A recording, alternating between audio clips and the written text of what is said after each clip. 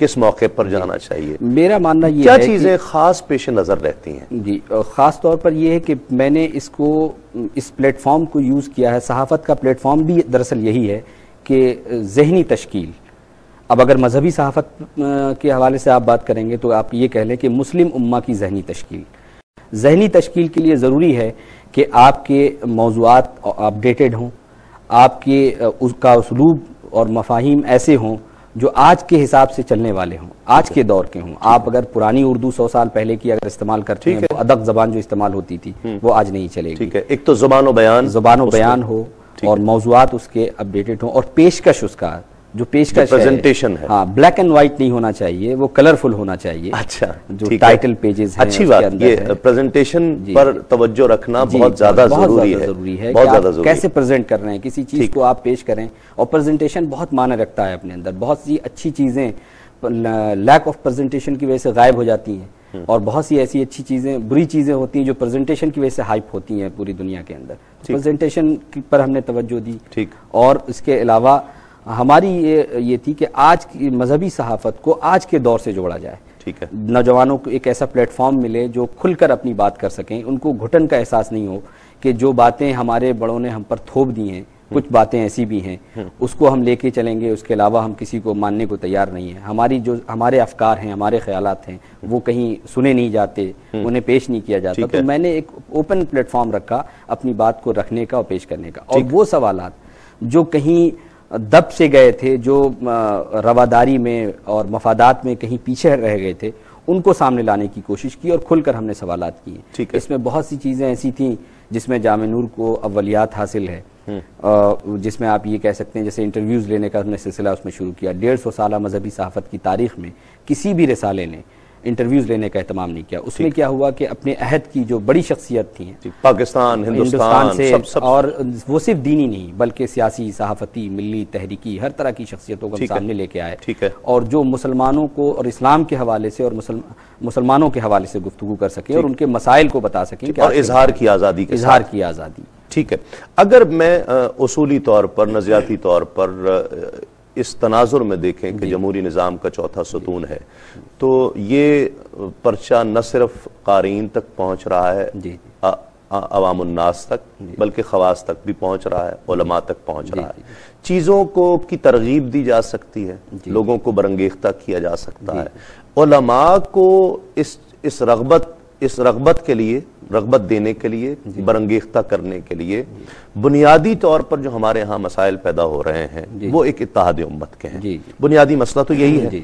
इत्तेहाद उम्मत के लिए जामे नूर की क्या कोशिशें हैं, क्या काविशें हैं, और उसमें किस हद तक कामयाबी हुई है, मैं हिंदुस्तान और पाकिस्तान दोनों मुल्कों के मुसलमान के तनाजुर में पूछ रहा हूँ। शुरू में जब इब्तिदा हमने की थी तो जाहिर है कि हमारे खुद मसलक में अहले सुन्नत व जमात के अंदर मुख्तलिफ मशरब हैं जो अपना अपना उनका हल्का है, और जाहिर है कि उनमें आपस में बहुत हद तक तनाव की कैफियत भी रहती है, वो चाहे जिस वजह से भी हो।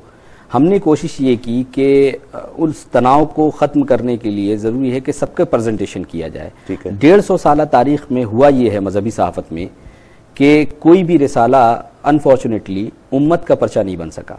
ठीक है, किसी मसलक का पर्चा बना, उसकी सर्कुलेशन में कमी की एक वजह इसी तनाजुर में पूछ रहा हूँ। जी, मैं आपको राज़म है, नौजवान है, ये पढ़कर आए हैं, ये काम मेरा ख्याल है कि आप उस ज्यादा जिम्मेदारी इसकी महसूस कर रहे होंगे। बिल्कुल। तो मैंने इस हवाले से ये किया कि जितने भी अहले सुन्नत व जमात में जितने भी मशरबी तौर पर जो अलग अलग लोग फ़िरक़ों में ग्रुप में बटे हुए थे, फ़िरक़ा तो नहीं कह सकते, ग्रुप में अलग अलग बटे हुए थे, उनकी नुमाइंदगी देना हमने शुरू की कि अगर कोई किसी सिलसिले कादरिया से है तो सिलसिले चिश्तिया का भी सामने आया, सिलसिले सुहरवर्दिया का भी सामने आया, चिश्तिया, इस तरह जो मुख्तलिफ ग्रुप हैं, ठीक है, और उनको एक ही मसले पर मुख्तलिफ राय लेके लोगों को सामने, ताकि लोगों के जहन में ये बात जाए कि ये लोग अलग नहीं हैं, ये सब एक हैं और किसी भी मसले पर मुत्तहिद होकर एक साथ खड़े हो सकते हैं। ठीक है। इसका असर ये हुआ कि एक तो मोनोपोली जो थी, कोई एक दो खास ग्रुप होते थे, उनकी मोनोपोली अपनी बनी होती थी कि भाई हम ही हैं जो सब कुछ कर रहे हैं, उसके अलावा किसी ने कुछ नहीं किया। इसको ख़त्म करने की कोशिश की। माजी में भी जिन उलमा ने काम किया है उनमें से ये नहीं है कि सिर्फ एक या दो या तीन किसी ने काम किया है, ज़्यादा कम हो सकता है, लेकिन जिसकी जो हैसियत करार वाकई थी उसको सामने लाने की कोशिश की। और उससे एक असर ये हुआ कि जो नई नस्ल निकल कर सामने आई, जो जिनके जहन बिल्कुल ब्लैंक थे, सादा थे बिल्कुल, उनको ये समझ में आया कि उम्मत जब भी एक सेहतमंद उम्मत जब भी तश्कील पा सकती है जब तमाम ग्रुप मिलकर काम करें और मुत्तहिद होकर काम करें। ठीक है, किसी आम आदमी को, एक सहाफ़ी की रसाई तो आवाम तक है ना, वो एक आम आदमी तक पहुंच रहा है। जिस शख्स के लिए आपने कहा कि वो ब्लैंक है, उसे नहीं मालूम कि माइक पर स्पीकर पर नमाज पढ़ी जाए या न पढ़ी जाए, उसे नहीं अंदाजा कि पट्टे की घड़ी और चेन की घड़ी पहनने से क्या फर्क होता है। ठीक, इन छोटे छोटे मसाइल को से निकलकर जो इख्तिलाफ की बुनियाद भी बन रहे हैं, जिससे कोई फर्क नहीं पड़ता अवामुन्नास को, इसको खत्म करके मस्बत पहलुओं को उजागर करने की किस हद तक कोशिश की गई और उसमें किस हद तक कामयाबी हुई है? कुछ सालों पहले तक तो इन छोटे छोटे मसाइल में जो फ़र्ई मसाइल हैं, इसमें घिर कर बहुत पूरे बर्र सग़ीर में एक जंगो जिदाल का माहौल रहा है। लेकिन बहुत तेज़ी से जब से तालीम का एक माहौल बना है, एक इनकलाब आया है तालीमी सतह पर, अफकार की सतह पे, तो मैं समझता हूँ कि अब जो नई नस्ल आ रही है, इन छोटे छोटे मामलात पर झगड़ा करने और निज़ा पैदा करने से हटकर वो अब कंसंट्रेट कर रही है उन मसाइल पर जो उम्मत के बुनियादी मसाइल हैं और तरजीही मसाइल हैं। ठीक है, उम्मत के बुनियादी मसाइल दावत व तबलीग है, तालीम है, मईशत हैं, ये सारे मसाइल ऐसे हैं जो उम्मत के बुनियादी मसाइल हैं। और इसे फ़िक़ही फ़रई जो मसाइल हैं छोटे छोटे, वो जो अपने मकाम पर बहुत अहमियत रखते हैं, बिल्कुल, इससे कोई इनकार नहीं है कि वो अपने मकाम पर जरूर अहमियत रखते हैं, लेकिन तरजीहात तब्दील नहीं हो गई हैं इस दौर।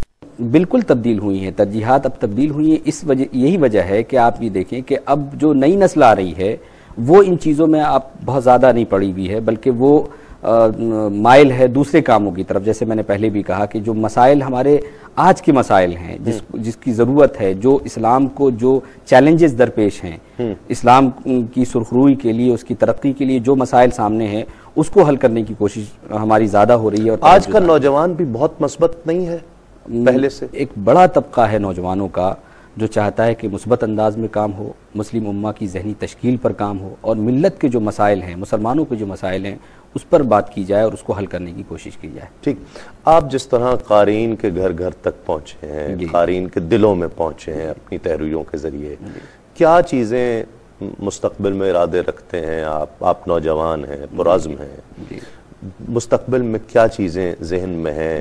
इंसान एक प्लानिंग लेकर चलता है ना कि मेरे रिसाले की मकबूलियत इतनी हो जाए तो मुझे फिर उसके बाद ये स्टेप भी उठाना है। जी बिल्कुल बिल्कुल। मैं अच्छा आपने सवाल किया ये, इस सिलसिले में पेशरफ्त हो चुकी है। मेरा टारगेट, अगला जो टारगेट है वो चैनल है, मजहबी चैनल है। हिंदुस्तान में इस हवाले से शदीद कमी महसूस की जाती है कि हिंदुस्तान में कोई मजहबी चैनल नहीं है। ठीक है, मैंने इस सिलसिले में पेशरफ्त 1-1.5 साल पहले भी की है और एक बहुत बड़ी ट्रस्ट कायम की है the new age media and research centre के नाम से। ठीक है, इसका मैनेजिंग ट्रस्टी मैं हूँ और इसके हिंदुस्तान की बड़ी शख्सियात उसके ट्रस्टीज में शामिल हैं और कुछ बड़ी खानकाहें इसकी सरपरस्ती कर रही हैं। काफ़ी हद तक इसकी वेबसाइट डेवलप हुई है। ठीक है, अल्टीमेटली जो सहाफ़त की एक ऊंचाई है वो है कि चैनल के ज़रिए हम सामने आएँ और एक बड़ा काम करें, ताकि न सिर्फ ये कि महदूद, जाहिर है कि प्रिंट मीडिया का दायरा महदूद होता है, इलेक्ट्रॉनिक मीडिया का दायरा बहुत वसी है,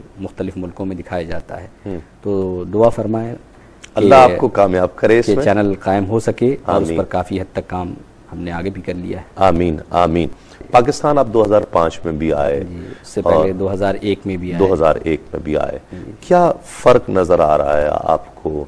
एक तो यकीनन मुसलमान कहीं का भी हो, हिंदुस्तान का हो या पाकिस्तान का हो, वो हम सबको बहुत अजीज है, वो कहीं भी रहता हो। बिल्कुल बिल्कुल। तो कैसे देख रहे हैं उस फर्क को जो पाकिस्तान के मुसलमान, हिंदुस्तान के मुसलमान, याद रहे कि हिंदुस्तान के मुसलमानों की तादाद पाकिस्तान के मुसलमानों से ज्यादा है। यकीनी तौर पर जाहिर है कि अब अगर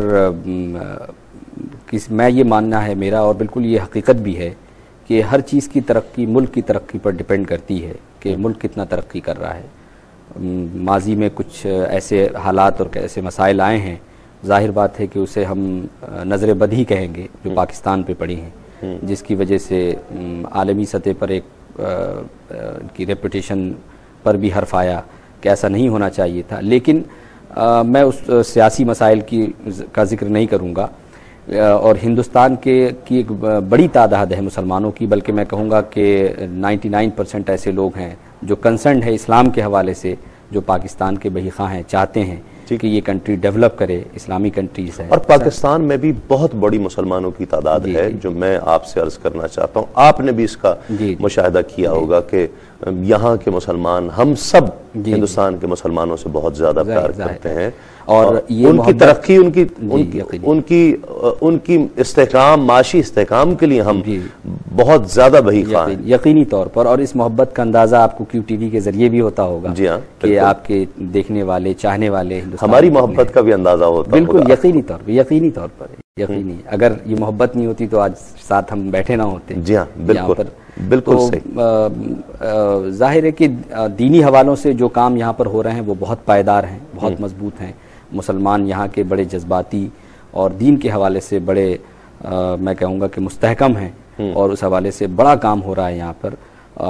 उसके असरात एक दूसरे पर भी पड़ते हैं, हिंदुस्तान और पाकिस्तान के मुसलमानों पर, और वो कबूल भी करते हैं एक दूसरे को। ये तबादला दोनों का आपस में हो रहा है, इल्मी फिक्री, तो एक अच्छा, एक हेल्दी माहौल है, वो चल रहा है। खानकाहों का एक बहुत वसी सिलसिला है हिंदुस्तान में, और खानकाही निज़ाम में कुछ तब्दीली के खानकाही निज़ाम पर मुसलमानों की नज़रें होनी चाहिए कि वहाँ से तब्दीली की सदा आएगी, तब्दीली की आवाज़ वहाँ से आ सकती है। और चूँकि खानकाही निज़ाम एक रूहानी उसको भी रिप्रेजेंट कर रहा होता है, एक रूहानी सिस्टम को भी, और वहाँ से जो एक इल्मी कमी जो खानकाहों में आती जा रही थी, उसमें किस कदर तब्दीली आई है? काफ़ी तब्दीली महसूस की जा रही है पहले के बिलमुकाबिल, बल्कि इल्म अदब से शगफ बढ़ता जा रहा है। बिल्कुल, यकीनी तौर पर पिछले दिनों काफ़ी इस हवाले से लिखा भी गया। चंद एक तो है हमारी नज़र में है, बरेली है, कचोचा शरीफ है, मारहरा है, खानकाह कादरिया बदायून की है। इसके अलावा और जो इन जनरल मैं बात कर रहा हूँ कि खानकाहों में यकीनी तौर पर तब्दीली आ रही है। ये जो बड़े हमारे मराकिज़ है जिनका आपने नाम लिया, मारहरा मुताहरा है, कचौचा शरीफ है, बरेली शरीफ है, या दूसरे और भी खानकाह कादरिया बदायूं शरीफ है, इन जगहों पर जब एक तब्दीली आना शुरू हुई, ठीक है, तो के हवाले उसने अपने असरात जो है फिर दूसरों पर भी डाले, और दूसरों को भी लगा कि भाई अगर इस नहज पर काम किया जाएगा तो इज्जत भी है, शोहरत भी है, हर चीज़ है इसमें मैसर है। और एक बड़ा काम जो खानकाहों का जो हवाला होता है वो खिदमत खल्क, एक समाजी खिदमत जो होती है वो कर रहे हैं, और पहले के मुकाबले में मैं बहुत पुरुम्मीद हूँ, और ये तब्दीली बड़ी तेजी से आ रही है। ठीक है, और ये बड़ी खुशाइंद है, और वक्त की बहुत अहम जरूरत है कि हम खानकाही निज़ाम से एक ऐसी तब्दीली की सदा लगाएं कि जो फिर माशरे में फैलती चली जाए, कि वहां से एक रूहानी लोगों का एक जज्बाती ताल्लुक होता है। तो जब वहां से वो कुतुब शाया होती हुई देखते हैं, जब वहां के शहजादों को इल्म से शगफ उनका देखते हैं, किताब से उनकी का शगफ देखते हैं, फिर उन्हें भी उन चीज़ों से मोहब्बत होना शुरू हो जाती है। यकीनी तौर पर, क्योंकि जो खानकाहें हैं वो मरकज़े अक़ीदत हुआ करती हैं। बिल्कुल। कुछ सवालात खुशतर साहब मैं अपने आने वाले हर मेहमान से करता हूँ। इस्लाम एक मुकम्मल ज़ाब्ता हयात है और हर शोबे में रहनुमाई करता है। कोई ऐसा शोबा नहीं है कि जिसमें इस्लाम रहनुमाई वो कोई भी मौका हो करता है। इस वक्त का तकाजा आप किसे समझते हैं कि किस गोशे को हमें तरजीही बुनियादों पर थाम लेना चाहिए? मेरा ख्याल है कि जैसा आपने कहा है कि इस तमाम शोबों को मुहित है, लेकिन इस वक्त जो इस्लाम के हवाले से जो रिक्वायरमेंट है वो अमन का जो हवाला है, अमन का जो मैसेज है, पैगाम है, सलामती का जो मैसेज है, 9/11 के हादसे के बाद इसकी और ज़रूरत बढ़ गई है कि पूरे दुनिया के अंदर अमन का जो मैसेज है, जो पैगाम है, उसको हर सतह पर उजागर किया जाए। रवैयों में नापसंदीदा तरीन क्या है आपको? मुनाफिकत मुझे बहुत नापसंदीदा है। ठीक, निगाहें मर्द मोमिन से बदल जाती हैं यकीनी तौर पर। ठीक है, यकीनी मुशाहिदे में है कुछ? बिल्कुल, मैंने देखा भी है, मुशाहिदा भी है मेरा कि यकीनन किसी मर्द कामिल की निगाह पड़ती है तो शख्सियत में जो बदलाव और जो तब्दीली आती है वो मेरा मुशाहिदा है। पसंदीदा शख्सियत कौन है? ये बड़ा मुश्किल सवाल है, बहुत सी पसंदीदा शख्सियत है, लेकिन मैं एक नाम लेना चाहूँगा। और अहबाब के हवाले से नहीं बल्कि हमारे बड़ों के हवाले से। वो हैं खानकाह महारारा के चश्म चिराग हैं, शहजादे हैं।